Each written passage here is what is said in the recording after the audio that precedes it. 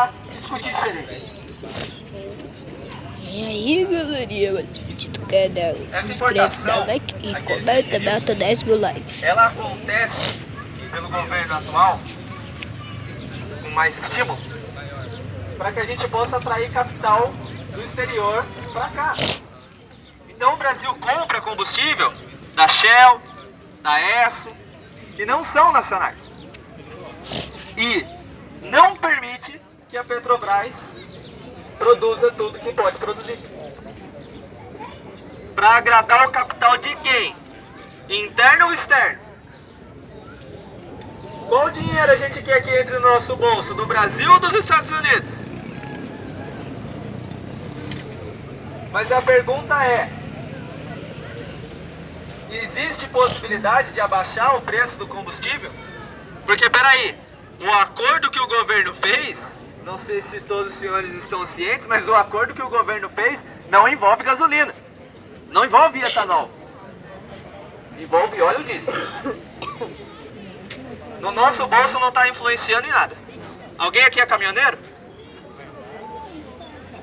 Eu tenho tio que é. Oi? Eu tenho meu tio, eu tenho meus primos, são todos caminhoneiros. A família dele são caminhoneiros. Eles vão sentir no bolso deles, graças ao movimento popular. E o nosso bolso, como é que fica? Também. Oi?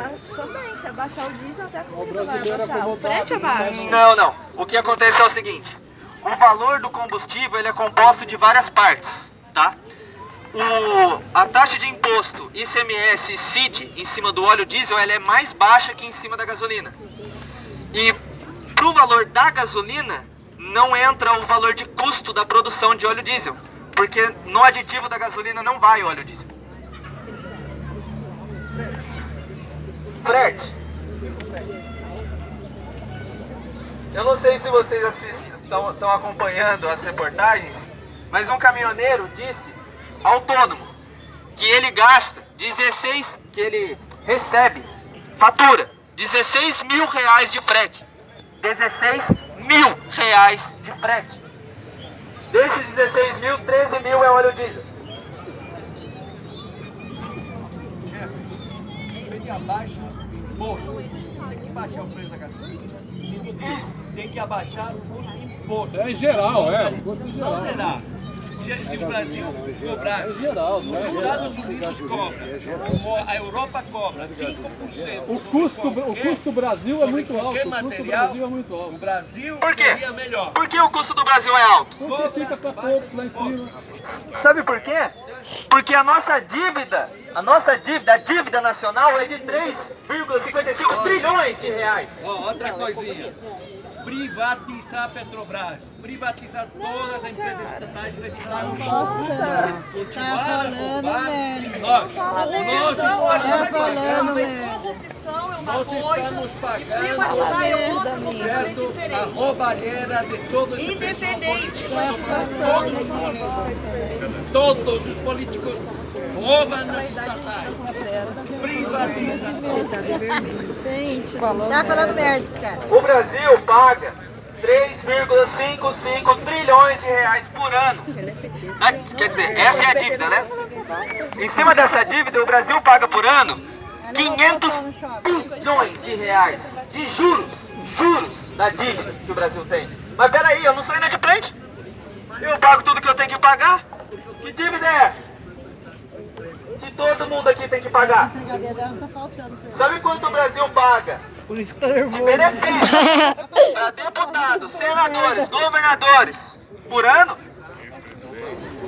Ex-presidentes? Benefício. Não fala, Passa a Totô. casa de 200 bilhões por ano. Passa a casa de 200 bilhões por ano dos benefícios. Isso sem falar dos assessores. Só dos políticos.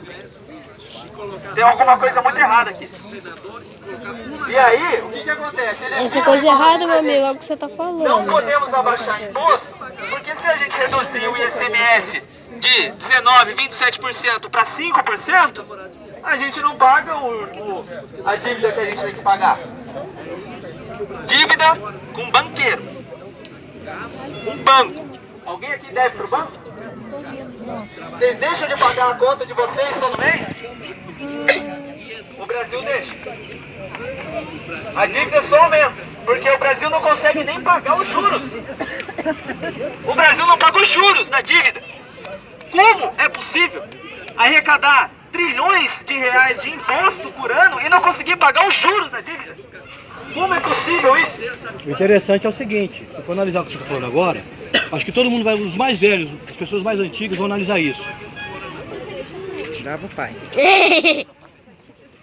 Quando saímos da ditadura militar, passando para dentro, tão falada democracia, em 86, 85, 84, você pegasse o Senado e somasse o número de deputados, senadores, ministros que tinha naquela época e assessores, era bem menor.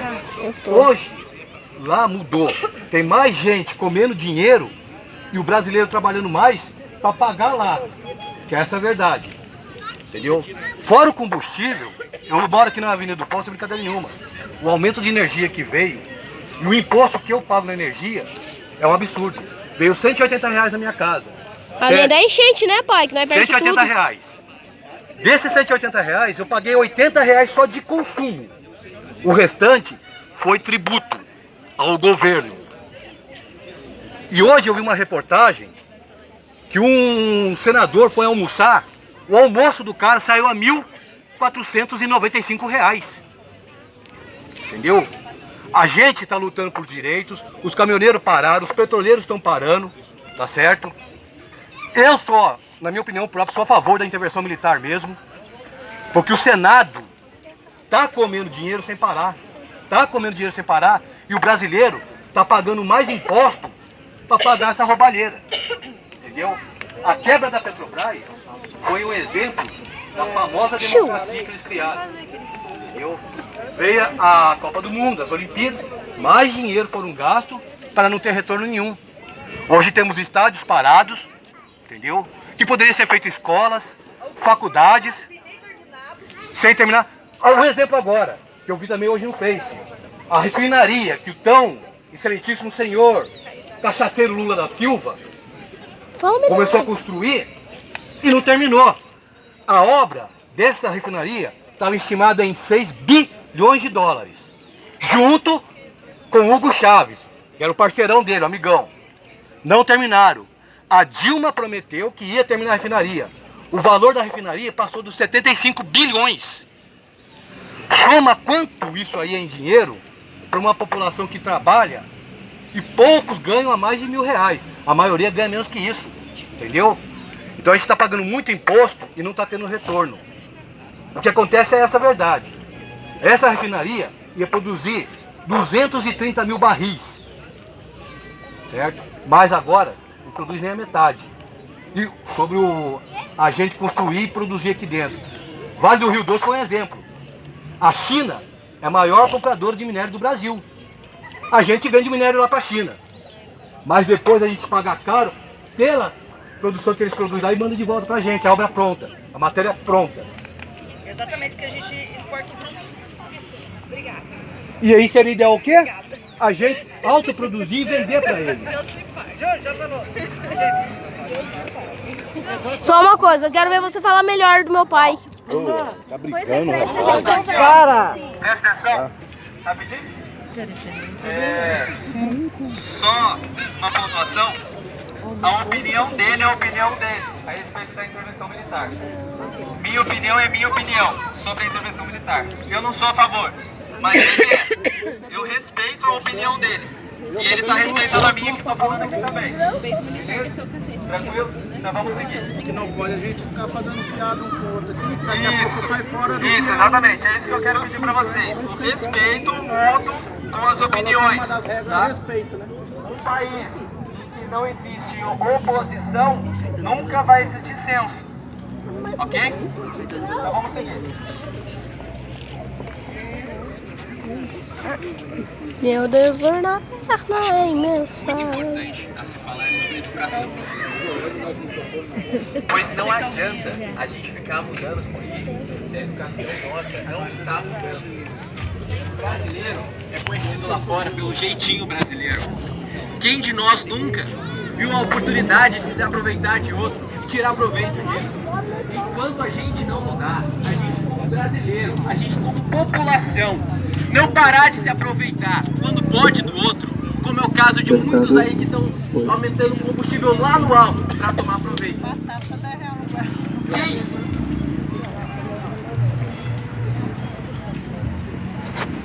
Funcionando?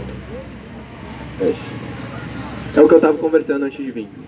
Muitos precisaram vir de bicicleta para a manifestação, mas é intrínseco. Não tem como você ficar sem se preocupar se você vai voltar lá e sua bicicleta vai estar lá. É um exemplo pequeno, mas eu acredito que reflete o Brasil em si. Se a gente tira proveito nas pequenas coisas, o que nos difere dos políticos, o que nos garante que seremos diferentes do que eles? A gente tem que mudar por dentro. Uma metáfora muito interessante. Às vezes uma árvore, você vê ela com problema no fruto, mas o problema real está na raiz dela. O problema do Brasil está na sua raiz, está na educação de base.